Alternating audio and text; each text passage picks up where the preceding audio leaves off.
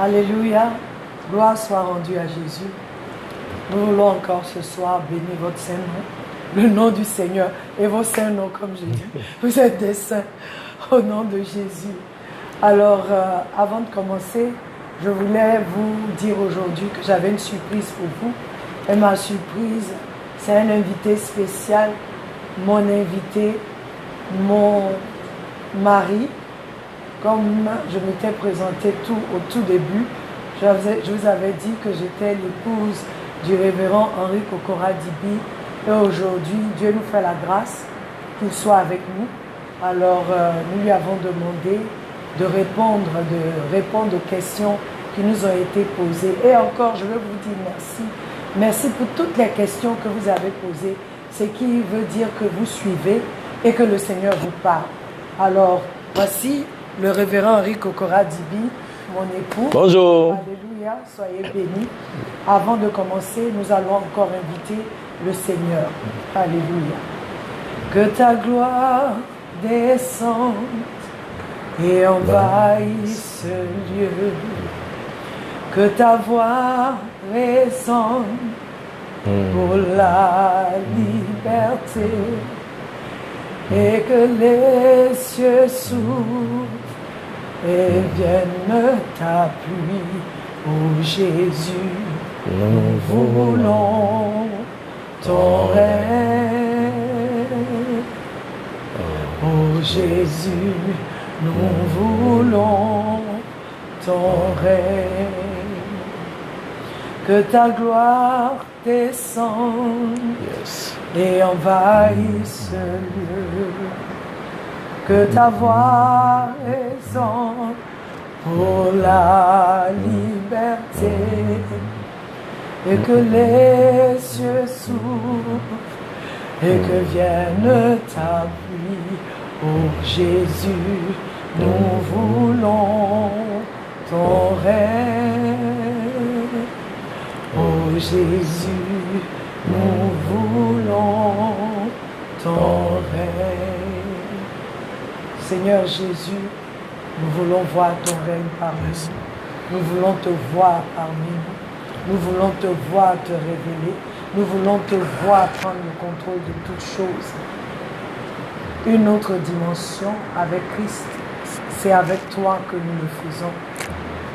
Et ce soir encore, nous disons bienvenue à une autre dimension et fais ce que tu as décidé de faire. Amen. En cette soir, Seigneur. Que l'honneur et la gloire te reviennent au nom de Jésus. Alors, sans plus tarder, je vous dirige vers le pasteur Henri Kokora-Dibi afin qu'il puisse nous donner les réponses aux questions qui ont été posées. Que Dieu vous bénisse. Amen. Que le nom du Seigneur soit loué. Alléluia. Nous rendons grâce à l'Éternel pour vous tous qui êtes connectés ce soir, partagez avec d'autres personnes, car nous n'avons aucun doute que ce soir, l'Éternel va encore nous parler. Alléluia. Nous bénissons le Seigneur pour vous tous qui avez soumis des questions. Alléluia. Et nous cherchons la réponse à ces questions-là dans la parole de Dieu. Car la Bible nous dit dans le psaume 119 au verset 105 que la parole de Dieu est une lampe à nos pieds et une lumière sur notre sentier. Et ma prière ce soir est que la parole de Dieu vienne nous illuminer. Alléluia. Et là où nous étions confus, là où nous étions dans les ténèbres, que la parole nous illumine. Amen. Et que en tout ce qui est confusion, tout ce qui est incertitude, que ces choses-là soient dissipées dans le nom de Jésus. Dites Amen avec moi. Gloire à Dieu. Amen. Alors, la première question que nous avons reçue est la suivante. La question nous dit, en quel sens Jésus est-il le Fils unique de Dieu? Alléluia. C'est une question un peu, souvent, ici à Abidjan, on dit, il y a des questions pièges. On voit pas, on comprend pas très bien la question, mais nous voulons quand même essayer de répondre comme nous pouvons à cette question-là, parce que Jésus est l'unique Fils de Dieu. Alléluia, parce que c'est ce que la Bible nous dit. Amen. Il y a deux passages d'Écriture que j'aimerais que nous voyions ensemble. Dans Ésaïe chapitre 9 au verset 6, la Bible nous dit, car un enfant nous est né, un fils nous est donné. Alléluia. Parce que l'enfant, il est né. Mais le Fils, là, il existait déjà avec le Père. Amen. Donc, le Fils, là, il n'est pas né. Parce que le Fils, il existait déjà. Le Fils il a toujours été avec le Père. Amen. Donc, ce qui fait que ça fait de lui le Fils unique des dieux. Mais aussi, j'ai remarqué quelque chose qui peut nous aider pour mieux comprendre. C'est dans Jean chapitre 3, verset 16. Quand nous lisons Jean chapitre 3, verset 16, la Bible nous dit, dans la Bible, Louis II, que Dieu a tant aimé le monde et qu'il a donné son Fils unique, n'est-ce pas? Mais quand nous étudions ce passage, dans la version à l'origine, c'est-à-dire que quand on lit le Nouveau Testament qui est écrit dans le grec, quand on étudie le passage dans le grec, fils unique, en fait, est traduit fils engendré.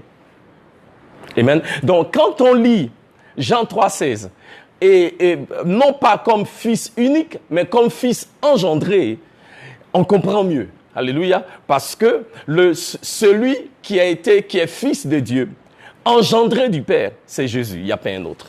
Alléluia. Amen. Et il est le seul qui est fils engendré du Père. Et moi, je pense que ce mot-là, quand même, nous aide à comprendre mieux la place du Seigneur Jésus. Et même dans la Bible en anglais, dit pas fils unique. La Bible en anglais dit begotten son.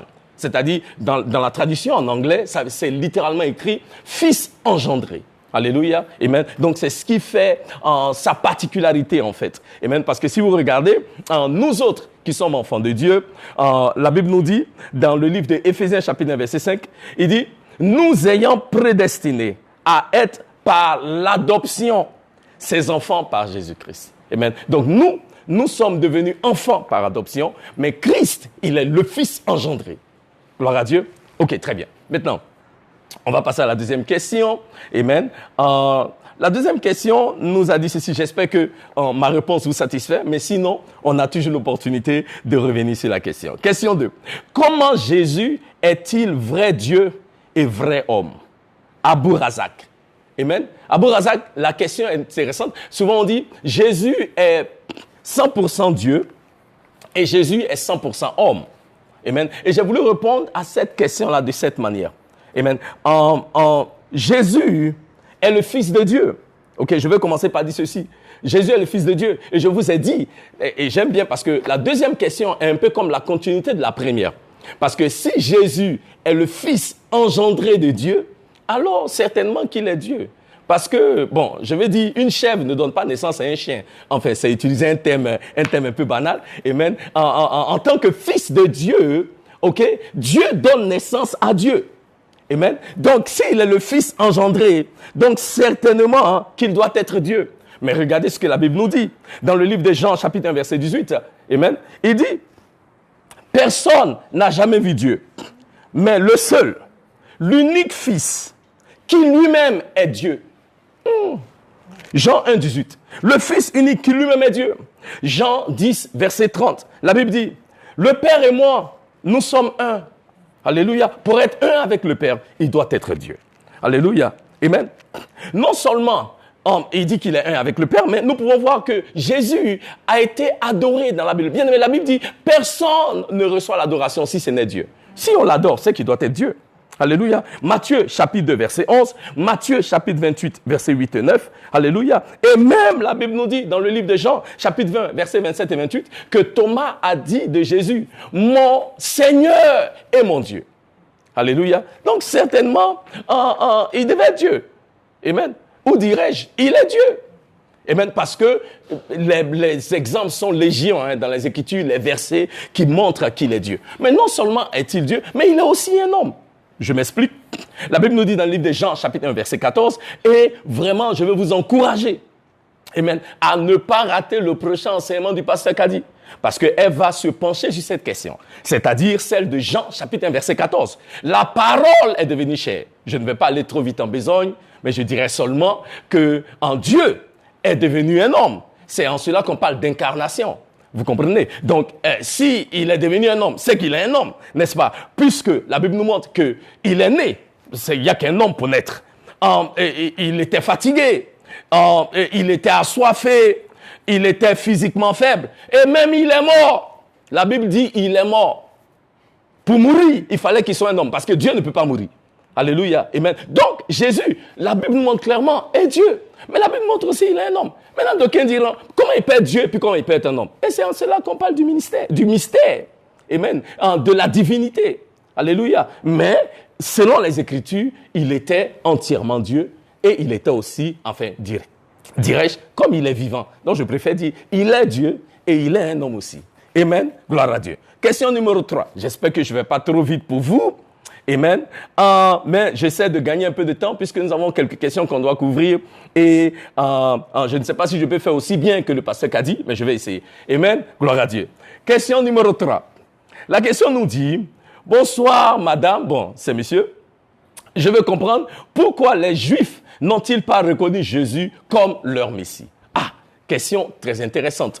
Je me suis rendu compte, on peut s'étendre largement sur la question, mais comme je vous ai dit, à cause du temps, on essaiera de couvrir autant qu'on peut. Mais je me suis rendu compte que les Juifs n'ont pas cru en Jésus parce qu'ils ne croient pas que Jésus est le Messie. Alléluia. Quand on parle de Jésus-Christ, quelqu'un dit Christ, là, c'est pas son nom de famille. Christ, là, ça veut dire c'est le Messie. Alléluia. Les Juifs ne croient pas que Jésus est le Messie. Et c'est pourquoi ils ne croient pas en lui. Alléluia. Maintenant, pourquoi? Les Juifs disent, il y a des signes prophétiques qui devraient annoncer le Messie, et nous, on n'a pas vu ça avec Jésus. Donc, c'est la raison pour laquelle ils le rejettent. Enfin, bon, quelques-unes des raisons. Amen. Je vais vous donner 4 signes prophétiques, rapidement.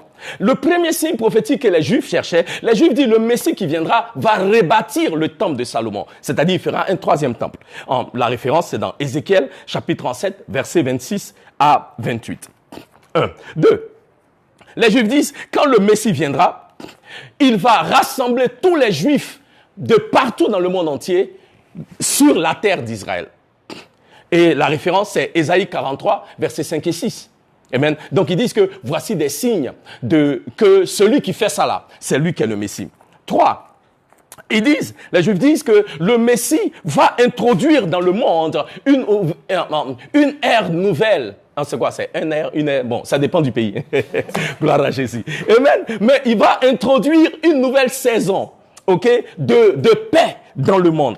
La référence à cela, c'est Ésaïe chapitre 2, verset 4. Vous devez comprendre, les Juifs, ils étudient la Torah qui est en fait l'Ancien Testament. Et bien donc, ils regardent minutieusement les prophéties de l'Ancien Testament. Et pour eux, basé sur ces prophéties-là, voici comment le Messie doit venir. Et s'il vient autrement, alors ce Messie-là, ce n'est pas le Messie. Et ensuite, je vous donne un dernier exemple. Ils disent que une des prophéties qui montre que cet homme-là ou cette personne qui vient est le Messie, c'est que cette personne-là va enseigner partout dans le monde, ok, une religion universelle qui va unir tous les hommes sous une seule religion. Zacharie chapitre 14, verset 9. Et les Juifs disent, mais nous on a regardé Jésus, on n'a pas vu ça avec lui.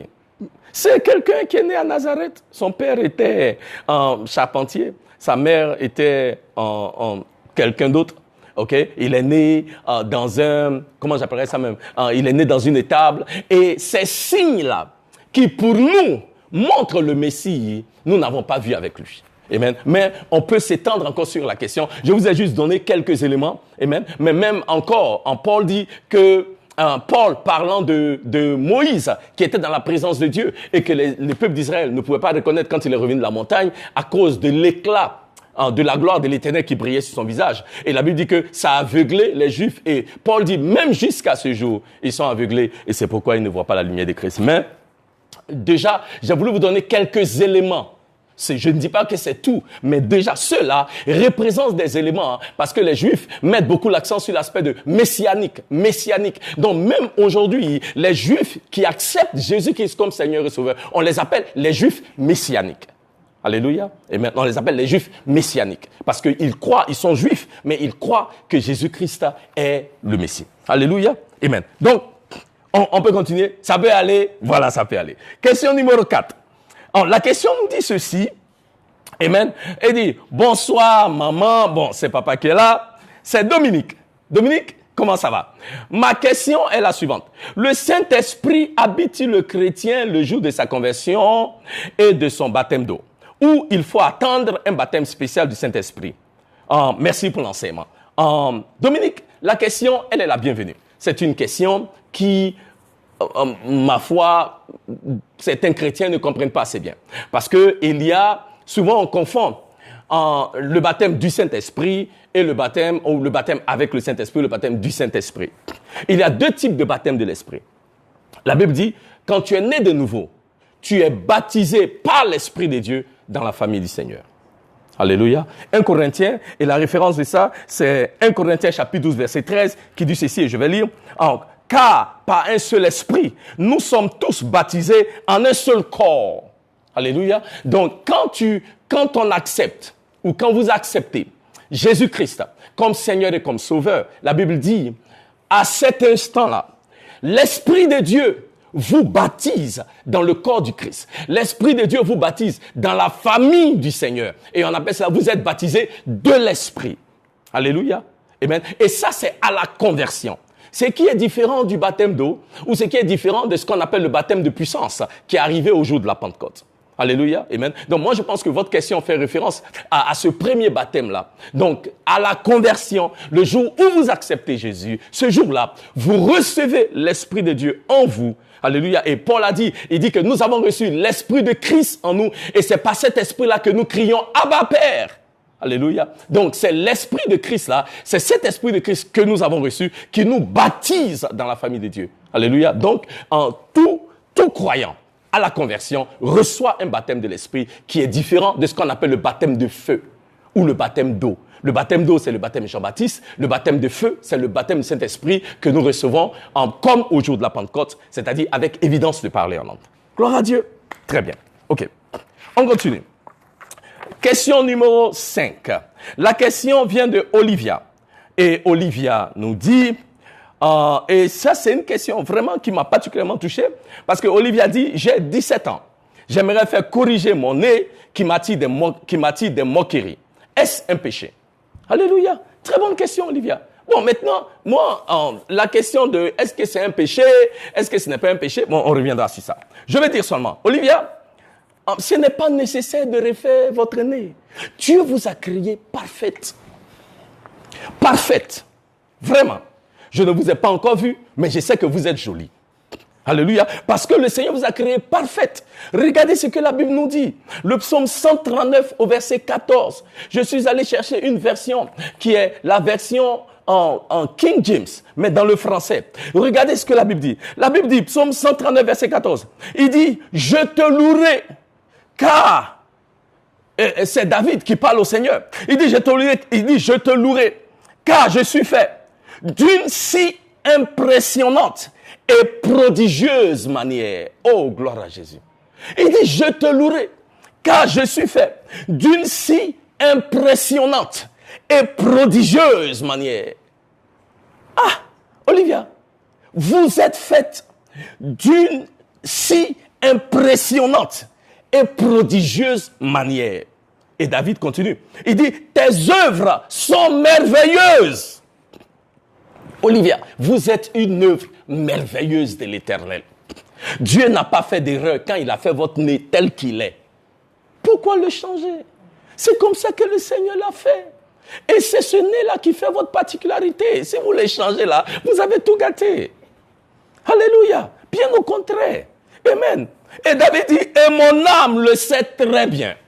Parce que, et Olivia, je vais t'encourager. Sache que tu as été faite d'une manière impressionnante et prodigieuse. Alléluia. Et parce que Dieu est celui qui vous a façonné. Il est le maître artisan. Il n'y a pas quelqu'un qui peut façonner quelqu'un comme l'Éternel. Alléluia. Il ne fait pas d'erreur. Donc ce que Dieu fait est toujours parfait. Votre nez est parfait. Il faut le laisser comme ça. N'écoutez pas ce que les gens disent. Ils sont jaloux parce qu'ils n'ont pas un nez comme le vôtre. Alléluia. Amen. La Bible dit, Éphésiens chapitre 2, verset 10. Je vais plus loin. Paul dit, car nous sommes l'ouvrage de Dieu. Éphésiens chapitre 2, verset 10. Le mot ouvrage, dans le grec, veut dire, car vous êtes le poème de Dieu. Alléluia. Le mot dans le grec, c'est traduit littéralement. Vous êtes le poème de Dieu. Mais ça va plus loin. Le même mot pour poème là veut aussi dire chef-d'œuvre. Ça veut dire, Olivia, vous êtes le chef-d'œuvre de Dieu. Et un chef-d'œuvre, c'est quoi? Un chef-d'œuvre, c'est un objet d'art qui ne peut pas être dupliqué. Ah, maman, chef-d'œuvre là, les gens payent à des millions. Alléluia. Si les gens ne peuvent pas valoriser comment vous êtes, il y a des gens qui cherchent ça. Donc, il faut valoriser ce que vous êtes, ce que vous avez. Parce que c'est l'Éternel qui vous a créé de la sorte. Alléluia. Vous êtes précieuse à ses yeux. Tel que vous êtes, c'est comme ça que le Seigneur vous a fait. Et c'est ça qui fait votre charme. Alléluia. Donc je vais vous encourager. Alléluia. À mettre votre foi en la parole de l'Éternel. Et à ne pas écouter les gens qui parlent comme ça.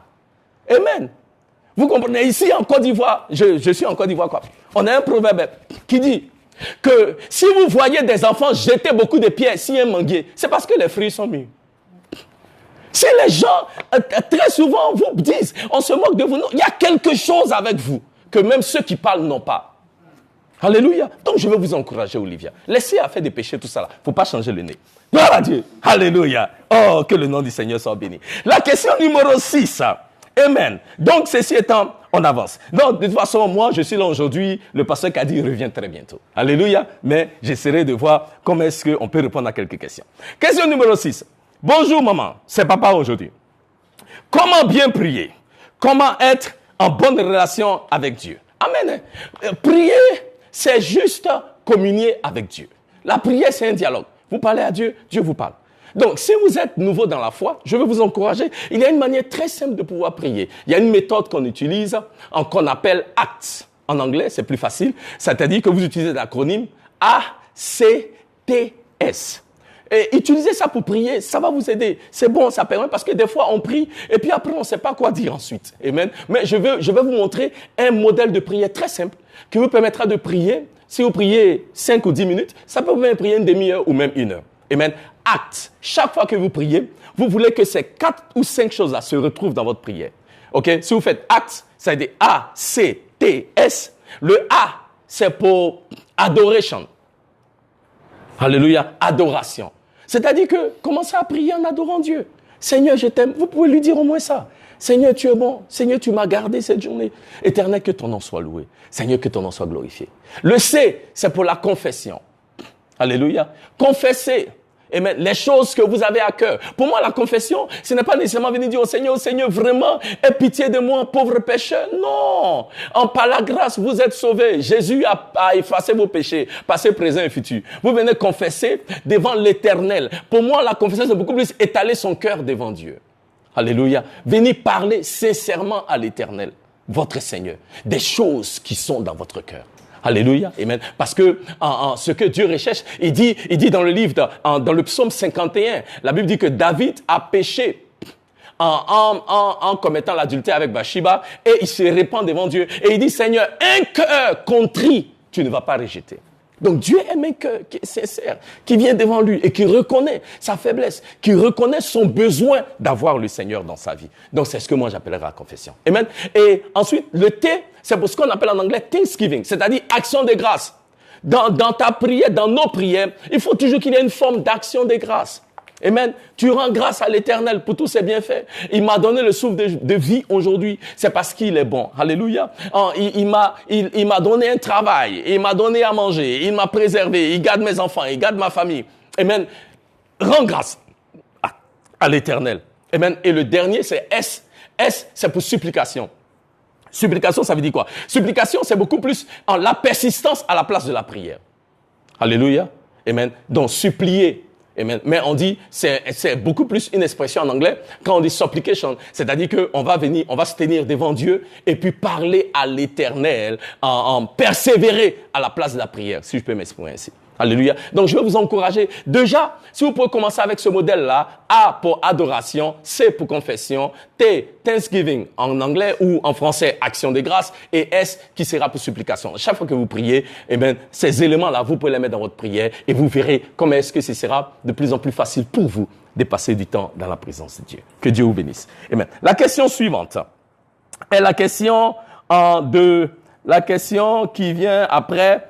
Comment être certain que la Bible contient les vérités que Dieu veut nous transmettre? Très bonne question. Amen. On veut être sûr. Est-ce que c'est vrai? Bon, d'abord, la première chose que je veux souligner, amen, c'est que la Bible est un livre qui est divinement inspiré.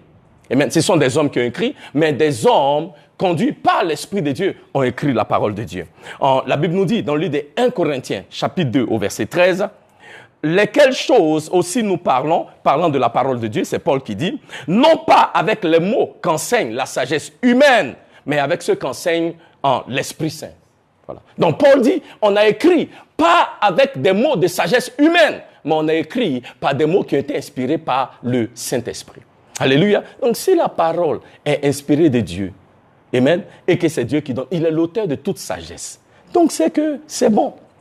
Alléluia. Mais deuxièmement, il est important parce que quand on dit comment je suis sûr, mais comment tu es sûr? Comment tu n'es pas sûr? Tu es sûr parce que tu as la foi. Voilà.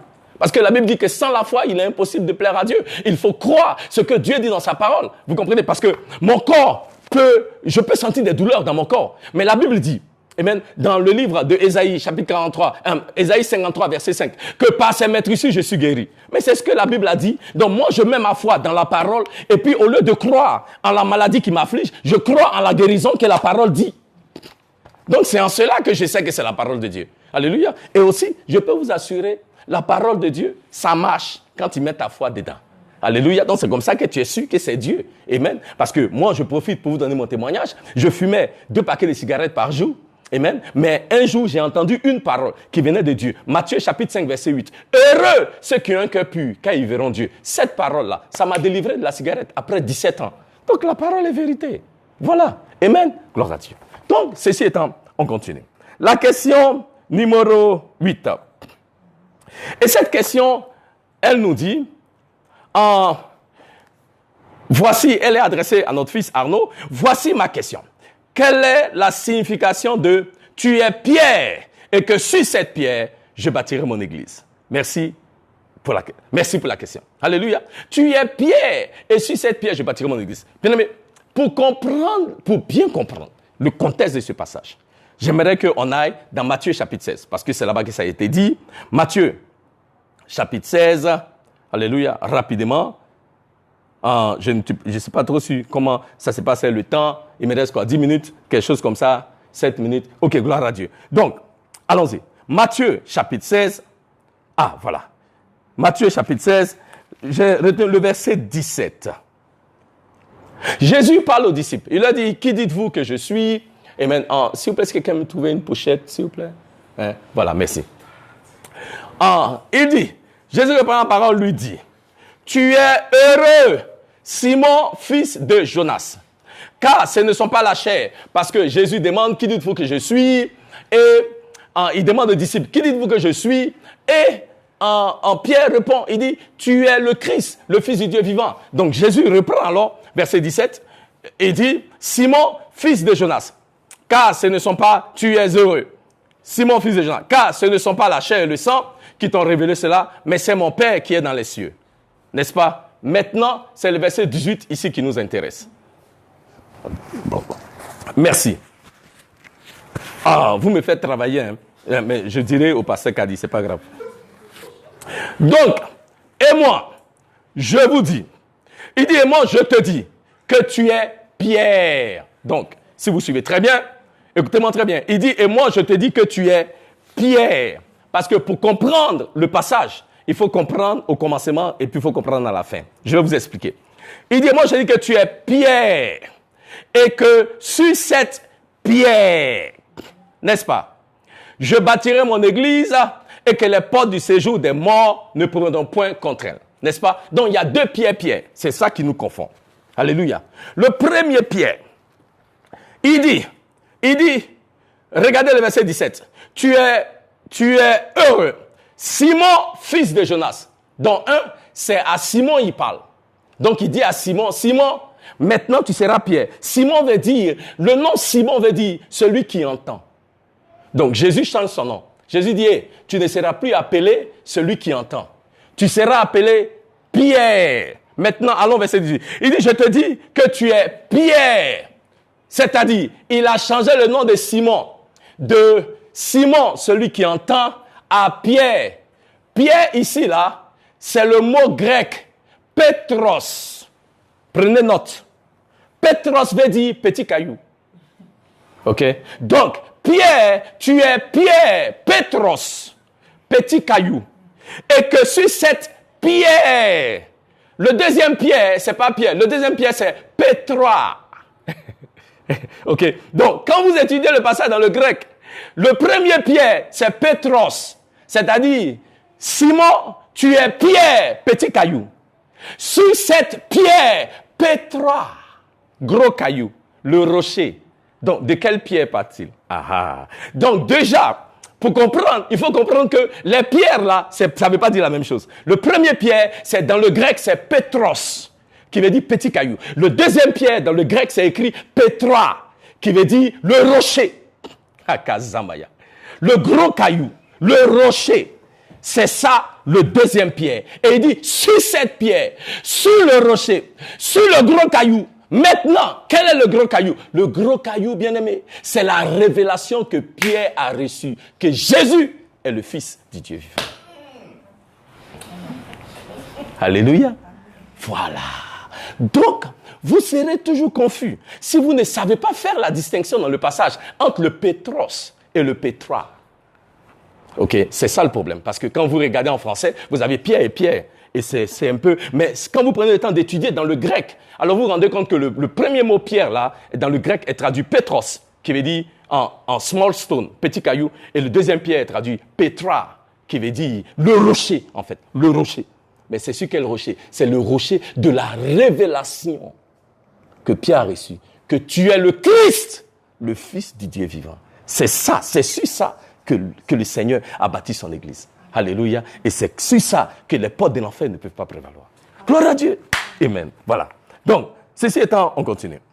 Donc, la question suivante, c'est la question qui dit, qu'est-ce que ça veut dire?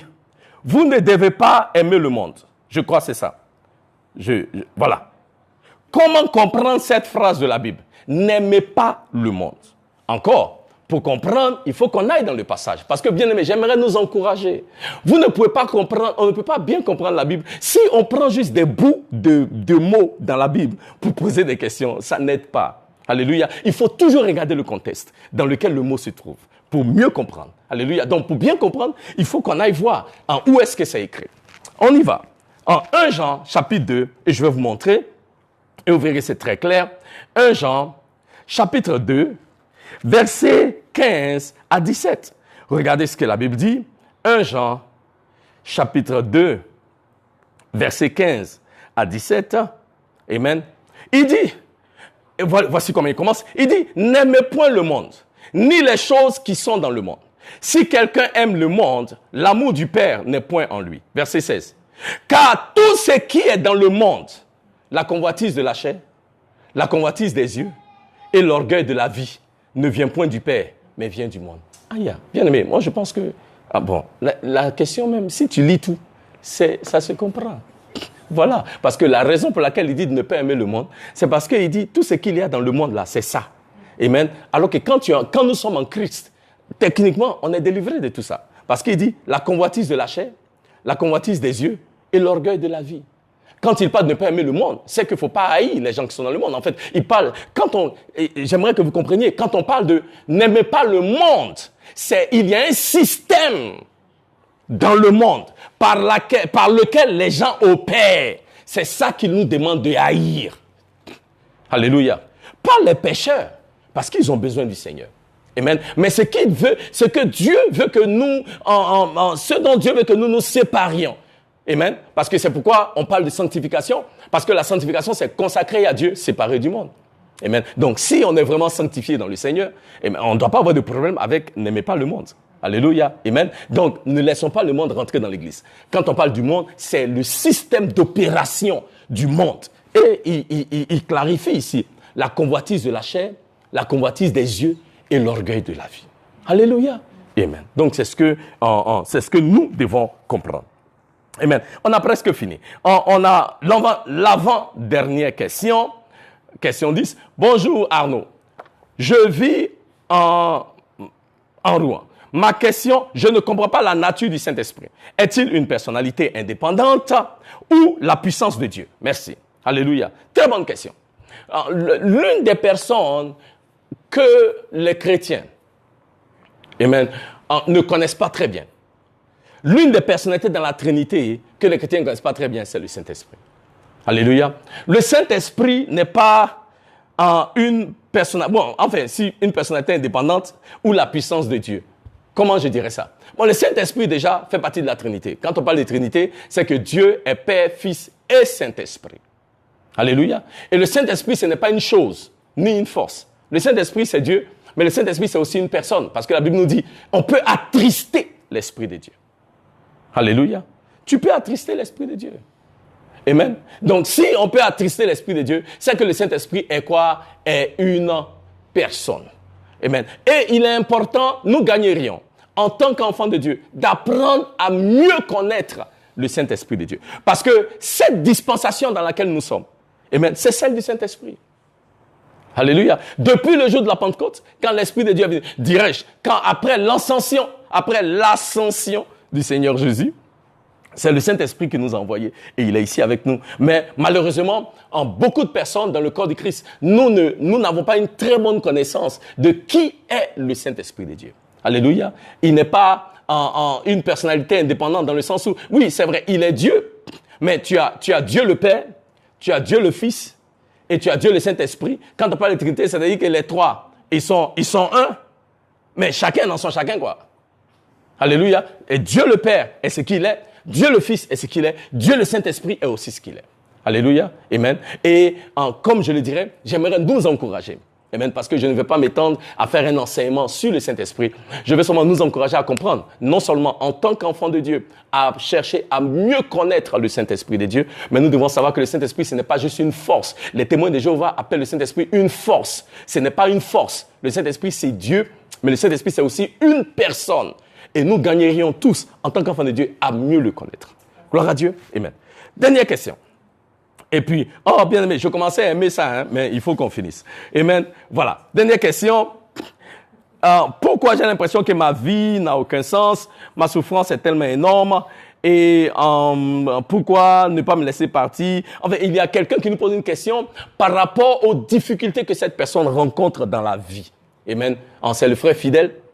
Alléluia. Déjà, je vais dire, frère fidèle, vraiment votre question, et aussi, je veux ajouter ma voix à celle du pasteur Kadi pour dire, véritablement, votre question nous a touchés particulièrement. Amen. Pas que les autres questions n'étaient pas importantes, mais nous voulons apporter une attention particulière à cette question. Je veux déjà vous dire, vous encourager que Dieu est fidèle. Quelles que soient les circonstances que nous pouvons connaître, quelles que soient les circonstances que nous pouvons traverser. Quand j'ai vu votre question, le personnage ou la personne à laquelle j'ai pensé tout de suite dans la Bible, c'est Job. Alléluia, parce que la Bible nous dit qu'il y avait un homme dans la Bible appelé Job qui était affligé de toutes parts, qui avait tout perdu, amen, et qui était affligé dans son corps physique.